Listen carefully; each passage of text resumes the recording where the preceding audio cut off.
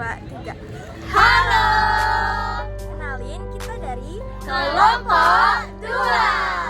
Kenalin, aku Anggun, nomor absen 24. Aku Putri, absen 29. Aku Puja, absen 34. Aku Rehan, absen 4. Aku Tiffany, absen 31.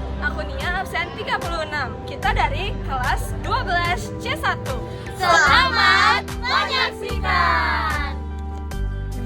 Masa Orde Baru diawali dengan adanya Tritura, yaitu Tri Tuntutan Rakyat, yang berisi pembubaran PKI, perombakan Kabinet Dwi Kora, dan penurunan harga. Tetapi sikap Presiden Soekarno bertolak belakang dengan aksi-aksi mereka hingga terjadi peristiwa G30X yang membuat rakyat Indonesia menurunkan kepercayaannya terhadap pemerintahan Soekarno. Nah, peristiwa G30S ini adalah salah satu penyebab menurunnya kredibilitas Soekarno.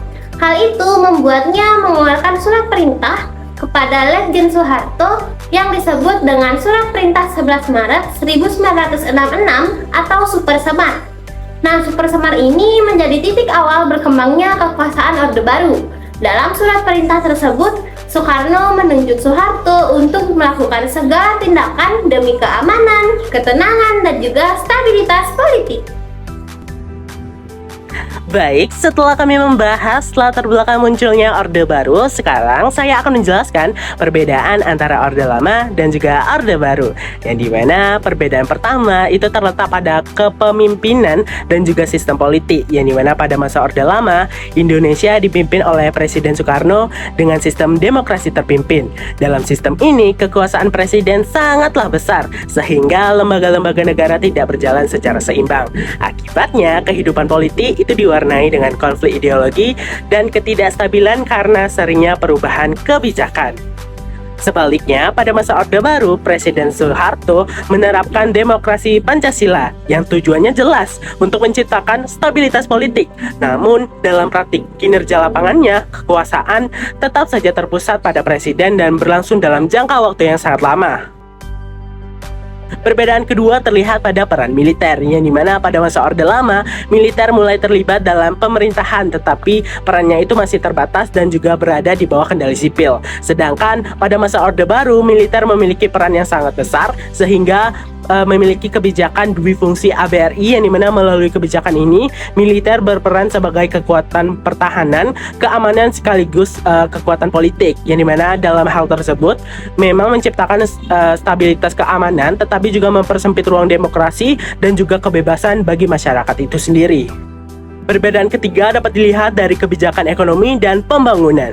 Pada masa Orde Lama, kondisi ekonomi Indonesia berada dalam keadaan yang buruk yang ditandai dengan inflasi yang sangat tinggi dan lemahnya pengelolaan keuangan negara. Sebaliknya, pada masa Orde Baru, pemerintah fokus pada pembangunan ekonomi melalui program Replita atau Rencana Pembangunan 5 Tahun, yang dimana program ini mendorong pertumbuhan ekonomi dan pembangunan infrastruktur, namun hasilnya itu tidak dinikmati secara merata karena banyak dikuasai oleh kelompok-kelompok tertentu.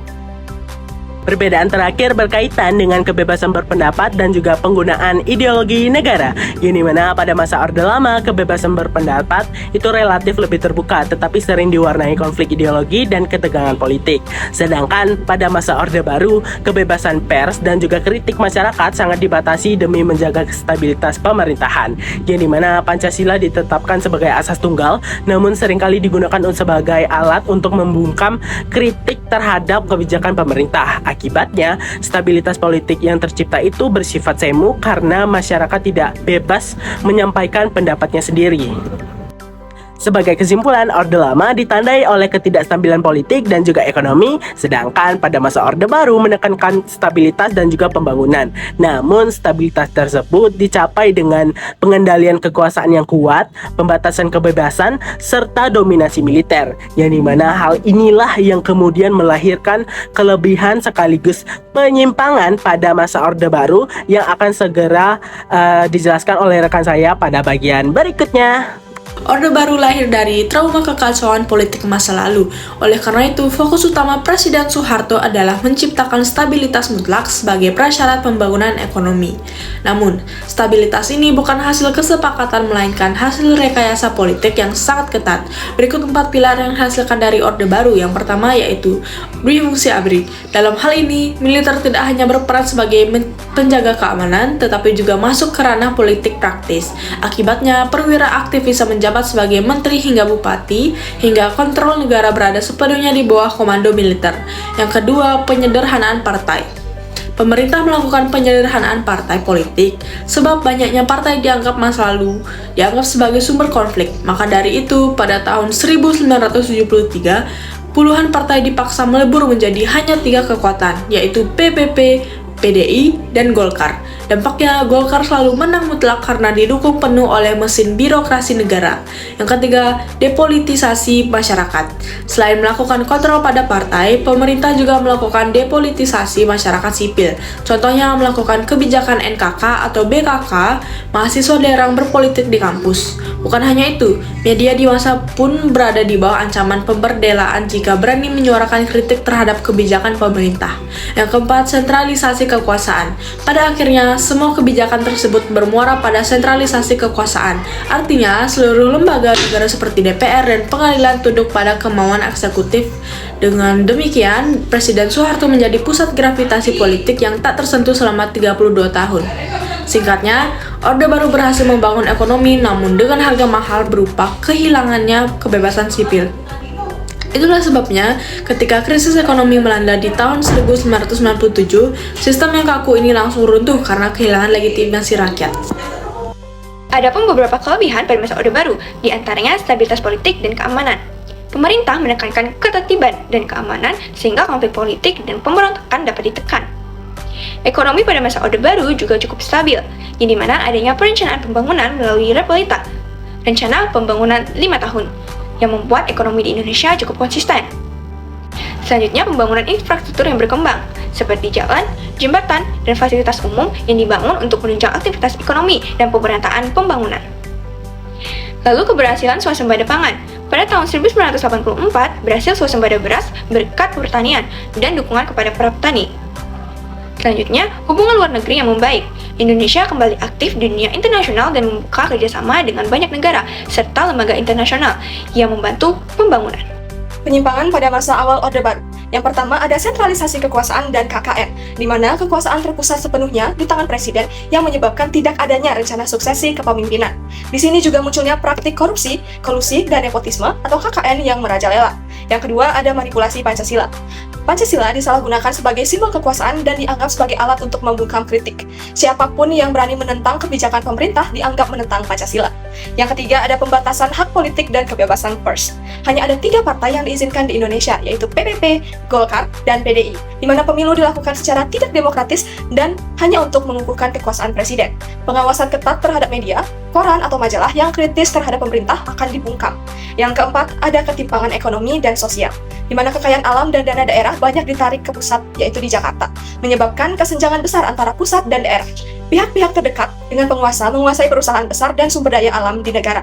Yang kelima, ada pelanggaran HAM dan diskriminasi, di mana terjadi berbagai pelanggaran HAM dengan alasan keamanan seperti penculikan aktivis dan peristiwa penembakan misterius atau Petrus. Adanya tekanan sistematis terhadap warga keturunan Tionghoa, termasuk pelanggaran budaya, bahasa Mandarin, dan perayaan Imlek. Yang keenam, ada penurunan kualitas birokrasi. Birokrasi menganut prinsip asal bapak senang, yaitu mengabaikan prosedur benar demi kepentingan atasan saja. Sampailah kita di akhir puncak dari Orde Baru, di mana diawali dengan krisis moneter pada tahun 1997 yang memicu kemarahan pada rakyat Indonesia, di mana ekonomi anjlok, yaitu nilai rupiah anjlok, harga kebutuhan pokok juga meningkat, nilai kemiskinan juga meningkat, dan juga rakyat itu marah pada praktik KKN, yaitu korupsi, kolusi, dan nepotisme. Memasuki Mei 1998, ketegangan mencapai puncaknya, di mana demonstrasi mahasiswa menuntut reformasi meluas di seluruh negeri. Gugurnya 4 mahasiswa dalam tragedi Trisakti pada 12 Mei menjadi pemicu kerusuhan massal di Jakarta yang diwarnai dengan kerusuhan, penjarahan, pembakaran. Stabilitas keamanannya selama 32 tahun dijaga oleh Presiden Soeharto akhirnya runtuh. Di saat ribuan mahasiswa menduduki gedung DPR MPR, Soeharto kehilangan dukungan politiknya. Di sanalah 14 Menteri Ekonomi menolak bergabung pada kabinet baru. Dan juga pimpinan DPR mendesak Presiden Soeharto untuk mengundurkan dirinya.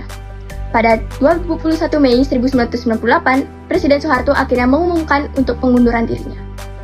Era Orde Baru pun berakhir dan digantikan oleh masa transisi menuju demokrasi yang kita kenal sebagai era reformasi.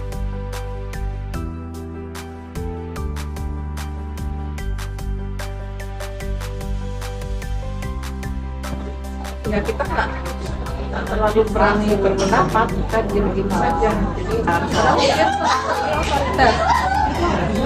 Ya, karena dia itu akan mempertahankan kekuasaannya supaya terkendali. Dibatasi berpendapat karena takut menyinggung pemerintah.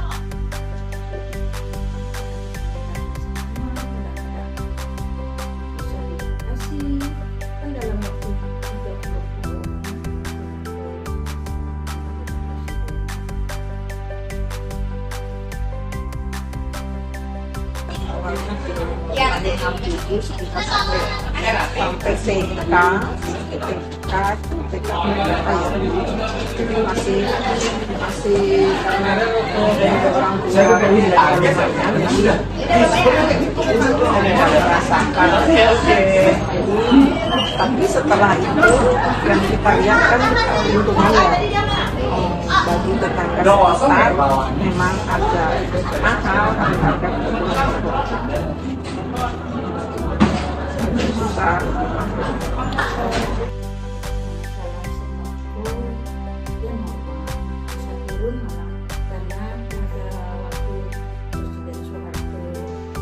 Barang murah mudah didapat.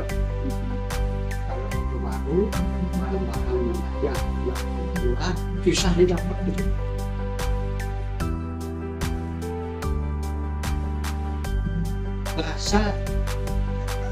Kita merasa takut, tapi ada juga merasa ketenangan.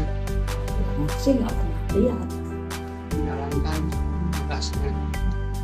Menurut cerita orang-orang, kalau itu jangan melihat polisi itu karena saat sekolah diantar dari buku, jadi jangan melihat polisi.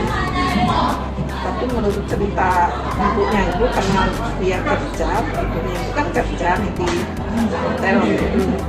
Jadi ketika melihat polisi, ada apa ya kayak gitu ya, ada apa ya, jadi kita apa ya, ya seperti ada sesuatu, tapi melihat kehadiran mereka tidak ada polisi, jadi agak tenang. Tapi lebih tenang jadinya, lebih tenang. Tapi kita mikirnya ada polisi, ada apa yang tidak ada polisi kan lebih tenang.